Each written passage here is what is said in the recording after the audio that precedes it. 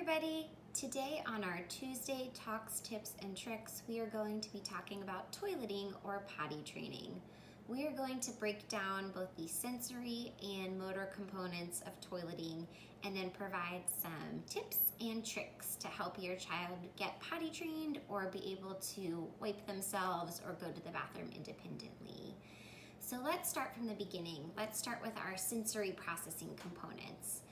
So in the last few weeks or months of our Tuesday Talks, Tips, and Tricks, we've talked through some different areas of sensory processing, and today I am going to talk about how those relate to our activity of toileting.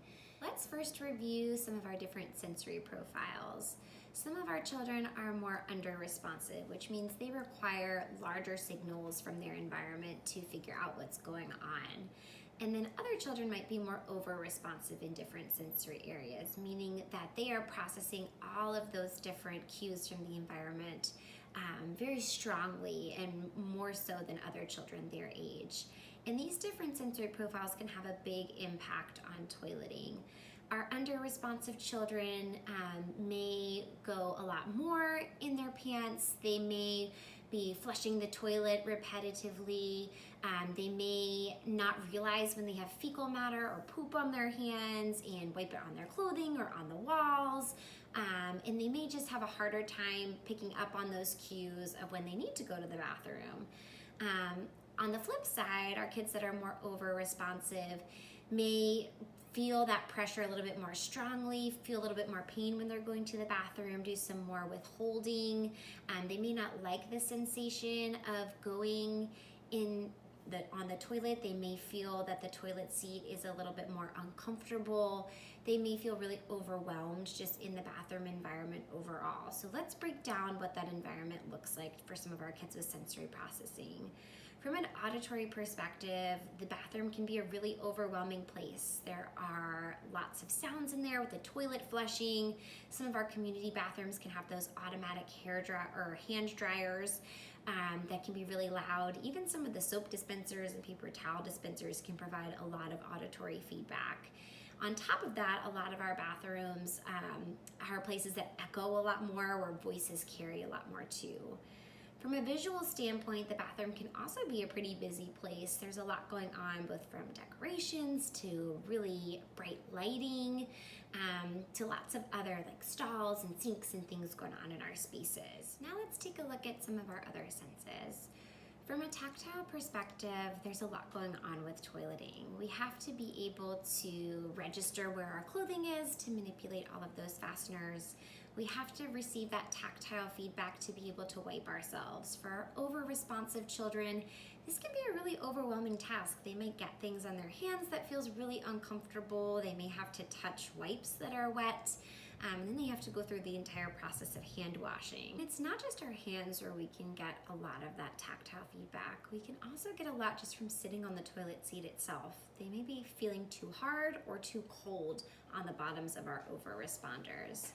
On the flip side, our under-responders have some difficulty from the tactile system as well. They don't get as much feedback when they are pooping on the toilet as they do when they're pooping in their pants. So since they're not getting that extra feedback, it might be harder for them to transition to going to the bathroom on the toilet versus in their pants, where they're really getting that tactile cue as they're pushing and having their pants press up against them. And as we talked about before, they may not notice if there's anything on their hands when they're wiping off their bottoms. So after our tactile sense, we can talk about our sense of proprioception. And as a reminder, that's our sense of all of the information we get to our muscles and joints that lets us know where our bodies are in space. For our kids that are toileting, this can impact, where their body is in space when they're standing to go to the bathroom. If they're boys, how close or far away they need to be from the toilet to go, where they are in relation to other things within the bathroom space, especially if they're in a more narrow stall versus a larger bathroom at home. It also lets us know how much force we need to use to actually push out all of the material from inside of our bodies, how much force we need to use when pulling up our pants or pulling things down. Can really impact just a lot of the things in that sequence of toileting. And then from our vestibular sense, which is our sense of balance and movement, this can impact our overall postural control when sitting on the toilet. So for some of our kids that are over responders, when they are positioned on the toilet, it can feel like they are about to fall into this massive adult-sized toilet.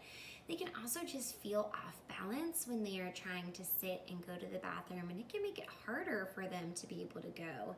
And they may feel more supported when going in their pants or when they're able to get into a more comfortable position on the floor. Related to this vestibular sense, we also have all of the motor planning involved in toileting. We have to be able to get to the bathroom in time. We have to be able to pull down our pants, get in the right position to be on the toilet, have the balance and postural control to go, feel supported enough, figure out the motor planning to be able to reach, whether it's forward or backward, to be able to wipe. We need to know how hard or soft to wipe, which is where that proprioceptive sense comes back in. And then we need to figure out how to flush the toilet, get our clothes back up, and get over to wash our hands. There's a lot of motor planning steps involved in toileting. And then our big sense that we're missing so far here is our sense of interoception, which we covered in a previous video. And this is all of those signals that we get from the inside of our bodies. This lets us know whether we need to go to the bathroom or whether we're feeling okay. It's that pressure that we get in our belly area that lets us know it's time to go. And it also helps us differentiate between whether we need to pee or poop. So it can be really challenging when some of our kids have differences in this area of interoception to figure out exactly when they need to use the bathroom. Two other components that are involved in toileting before we jump into our tips and tricks are communication and our medical or gastrointestinal components. So from a communication standpoint, a lot of our children have to have the ability to let someone know that they need to go to the bathroom, whether that's through gestures, through the use of a device, or through verbal communication. And so that's a really important piece. Please make sure that your child has the opportunity to let you know that they need to use the bathroom so that they can get there in time. The other thing that I will mention is to really make sure that there are no underlying medical concerns involved when you are addressing your child's ability to use the bathroom. Next week in our Tuesday Talks Tips and Tricks, we are going to go over some common signs for constipation and other gastrointestinal concerns, so keep an eye out for that. So now let's jump into our tips and tricks. First tip, make sure that your child is able to tell the difference between when they're wet and dry before jumping into potty training. If they're not really sure when they're wet or dry, then we need to work on some of those environmental cues to help them recognize that before they're ready for toileting. And make sure that you're matching the demands of toileting with your child's developmental or cognitive level. So let's jump in first to our environmental portion. So we talked about how the bathroom environment has a lot going on, from sounds to smells to sights, and just a lot of things to take in. So some tips that we can use are we can try to modify our bathroom environment first. Look at the lighting in the bathroom in your house. Look at the decorations you have. Is it friendly for your child? Does it have characters or scenes in your bathroom that your child might be interested in?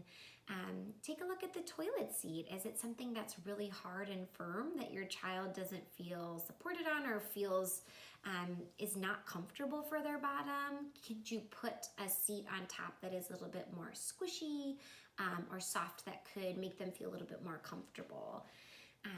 Look to see if you can provide some support under your child's feet, especially for our children that are a little bit more over-responsive from that vestibular sense.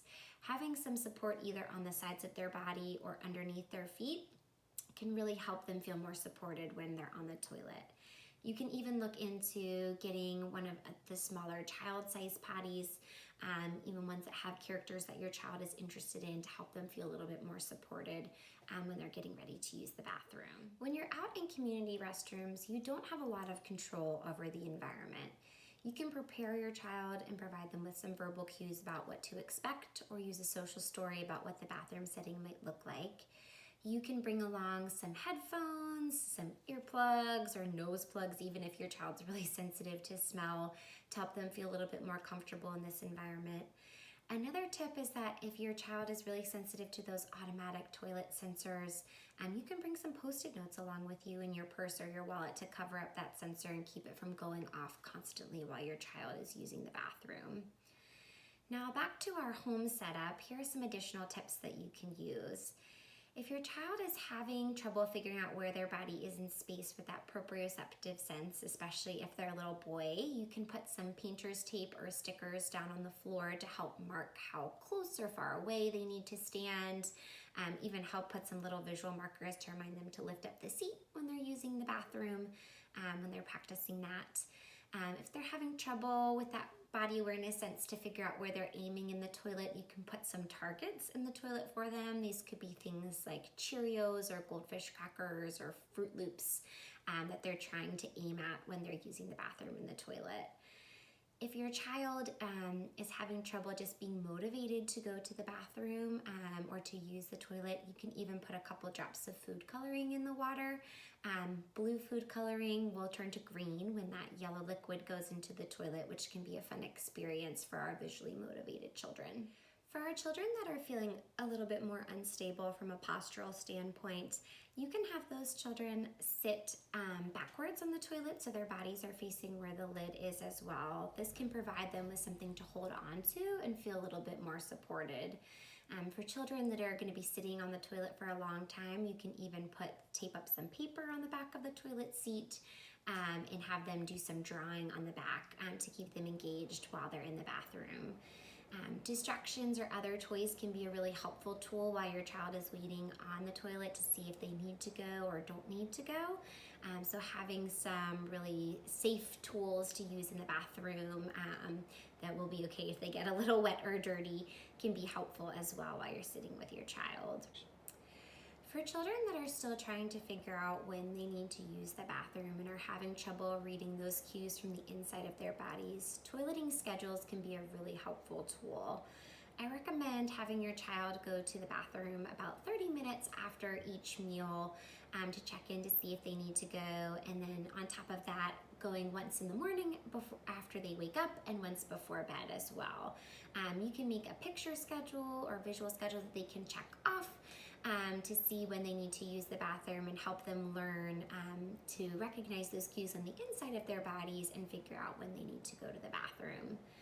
Visual schedules can also be a really helpful tool in the bathroom to help remember things like how to do the entire sequence of getting undressed to use the bathroom, or even to remember the sequence for washing hands. Another helpful tool for teaching some of our older children how to recognize those cues on the inside of their bodies can be a body scan.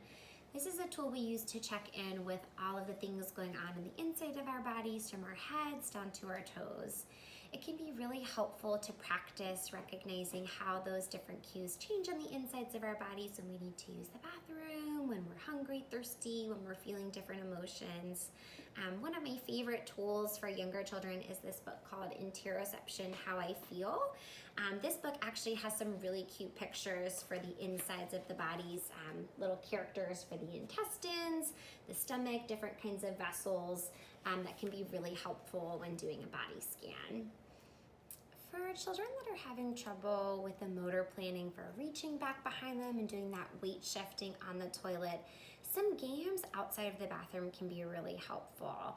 One game that I like is putting some toys down in front of your child, whether in some different boxes or containers, and having them reach down to grab the toys and then reach back to put it in a box or container behind them. This works on just that subtle weight shift and being able to do that reach forward like you're reaching for some toilet paper and then reaching back like wiping. You can position boxes or containers on either side of your child so that they can get comfortable shifting weight to either side. Some other helpful ones to get more of that graded or fine movement can be putting stickers on the back of your child's pants or on their lower back and practice having them reach back without being able to really see where they are. To really simulate that act of wiping. This can just help again with that weight shift and just working on all of those arm movements to be able to reach back. For the kids that are a little bit more under responsive to some of that tactile input, using stickers that have a texture to them or that little puffiness can be helpful for them figuring out exactly where they need to go. You can also do this activity with having your child sit on a chair or bench and sliding some pennies under their bottom to practice that weight shift as well if they're safe with some smaller objects. When we're actually working on wiping, there are some different activities that can be really helpful to work on that proprioceptive skill of grading the force, how hard or how soft we need to push when we're wiping, where exactly we need to get into to be able to get our bottoms entirely clean. So one tool that can be really helpful is a long-handled mirror that you can find at your local pharmacy, or a big standing mirror so your child can see what they're doing. It's really hard to figure out, especially for our kids that are more under-responsive, how much force they need to use or how many times they need to wipe if they can't really see what they're doing. Some other activities that can be really helpful, again, outside of the bathroom, are using some other materials to practice that gradation of force. So you can use fruit like a plum or a peach and cut out a small section to kind of simulate that area of our bottoms where we're trying to wipe, and really spread in some sticky substances in there, like some peanut butter, some chocolate, something like that, and have your child practice wiping on that really squishy surface and try to get all of that thick, sticky substance out of there. And then they can really see how hard or soft they need to move their hands to really wipe everything out. You can use a paper towel, or some hand wipes, or you can even use the toilet paper that you're using to practice in the bath. This activity can also be really helpful for teaching how to wipe from front to back for our little girls, to make sure that they're keeping everything clean when they're wiping.